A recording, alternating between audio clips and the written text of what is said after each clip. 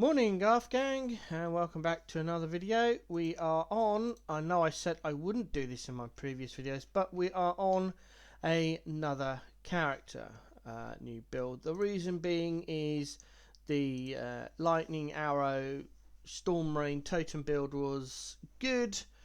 It got me all the way into red maps easily, and then round about T12s I got stuck. Even white T12 maps I was having problems with rares and harbinger packs and any particular, even half decent rare that the game rolled. So that build is just sat there. I've got a couple of blight maps I need to do. I'll do all those on those. But now we are on a Templar.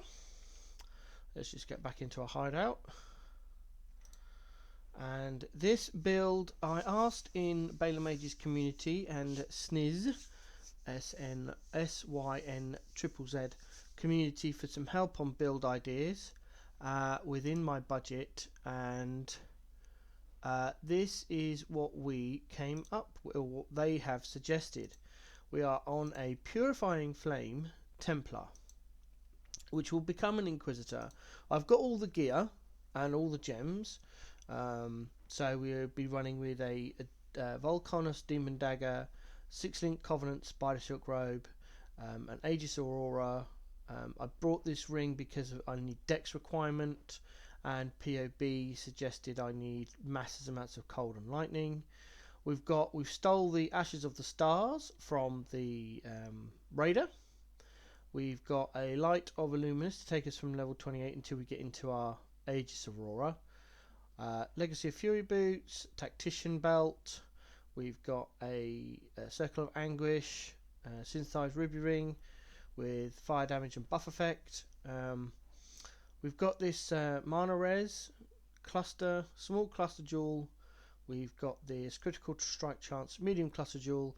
And at that point I kind of run out of money. I brought a level 1 20 quality Vile Righteous Fire, and I brought a level 1 20% quality Arcane Surge. All other gems came from Lily, apart from the Enlighten support, which I've been leveling up since League start, when I brought it on my original Endless Heist character for 30C on day 1. So yeah, that's where we're at. I need a helm, but I'm going to leave that until we've got all the other gear on to figure out resistances. Helm and Glove need to cover all of our resistances after we kill Act 10 Katava. So what I'm going to try and do is, much like the Raider, is get to the point where I can wear everything I've got here, which is looking to be level 69 with Legacy of Fury. Yeah, I need to be level 69 before I kill Act 10 Katava, realistically. Although I might do it afterwards. I'm not sure. We'll get to at least level. That's got no res on it. That's got no res on there. Level 60 for the Ashes of Stars. 62 for the Aegis Aurora. I think it's going to be 62. Yeah, 62 for the small. Yeah, so we need to be level 62. After that, I can then figure out my resistances will be, and on the POB, which I've got over here. Dink. This is a level 95 tree. Yes, I have high hopes. And that's the generic look of it. This is the cluster jewel setup, which is by no means set in stone. That's going to change as and when required. Other skill nodes will change as and when required as well, based on level. So this is not a set in stone, this is a prospective build tree, because we've got to take precision for the dex, and we've got a dex node down here, and there's all sorts of other bits in here that may or may not come out. We've got a couple of jewels, although jewels are amazing. We may end up taking some of those out to save points because of getting the large cluster. Although I'm not sure we actually need the large cluster.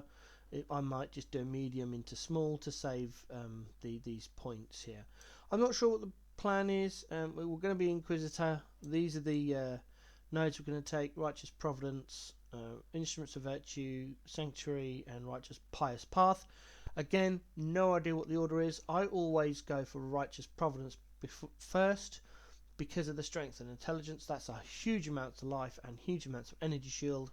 The crit chance is negligible. We'll get Righteous Providence first for the stats more than anything else. Gear wise, we've got, as I said, this is all the gear plugged into POB. That's the cluster jewel the person sent me. Flask, again, not set in stone. They did suggest an amethyst. What's it called? Can't think of its name. The chaos damage one. Oh, what's its name? I can see it. Oh man, that's going to annoy me. Can I search for an amethyst flask? Azuri's Promise. That's the one. They did suggest an Azuri's Promise to help out on the chaos res, and obviously it's a huge amount of damage. Let's just plug that in to see what we're at. Bing. Actually, it doesn't change our damage at all. So that would just be chaos res, which we can get on a normal amethyst flask if we need to, just see how it goes. But yeah, that's the idea behind the build. As you can see, I've not plugged in a helm or gloves because that's going to be dependent on res and various other factors. Everything else is all nicely plugged in with average stats, apart from this ring. That ring is the one I've actually got in my stash. And the Ashes of Stars will alter. So we need to. Can we edit this one? No. Okay, that's fine. We'll remove it. None. Cancel. Delete unused. ASHE. Ashes of the Stars. Bam. We've got max attributes on there. We've got a 19% res on the one I've got, and the quality is 23, which is a low ball roll, but it was cheap. We can always upgrade it. We've got anointed with utmost intellect. I'm probably not going to change that. We will see how it goes, and then we catalyst it with attribute modifiers and add to build. There we go. So that's what we're looking at. I've just literally started the character in the last, I don't know, 20 minutes or so. We're level 8. We've got our leveling gear on. We've got a Wanderlust. We've got a gold rim. When I get to the correct level, I will nip over to the Endless Heist character and steal the 2 all-in-one rings. We got up to about 2x and 360 chaos because of the Endless Heist running, and I had an easy X drop in one of the blight maps I did on the Storm Rain character. So we're now back down to 1x and 33c. So we spent once again we spent pretty much all of our currency. So I'm hoping that this build works. If it doesn't, I'm literally gonna give up, because I don't have it in me to do another character build. Sorry, I forgot to change screens. So we've got our Wanderlust Golden one. I'll basic iron rings. That one dropped on the floor, and that's just vendor bought. If this one doesn't do red maps into tier 16s and the new bosses, then I'll just give up on the league, and I'll just start hardcore league start practice and go from there. That's the plan. That is the plan. As you know, if you're a follower of this channel for a long time, it doesn't always go according to plan. We'll see how it goes. I'm looking forward to this build. I've not played a Purifying Flame build before. Templar is actually my favourite class. I like stacking armor and ES. It is my favourite hybrid. Unfortunately, most of the skills used for the character I just don't like playing, which is why I end up playing a lot of Rangers, because I like their skill set, but they're squishy as hell. So in my ideal world, I'll have the skill set and the position on the tree of the Ranger, but playing a Templar. So I might see if I can come up with one. The thing is most of the builds I like.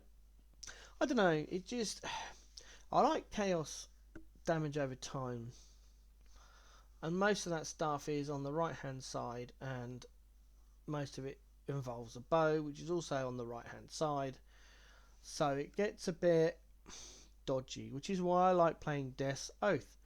The problem with Death's Oath is you don't have a lot of defense. It is all damage, and you can't really stack armor or ES because of the uniques you need to use. So anyway, that's enough rambling for me. This is a new build: Templar, Inquisitor, Purifying Flame. We'll see how it goes. Thanks for listening. I'll keep you updated. Probably the next video for this build will be 24 to 36 hours ish. Depends how I get on. See you later.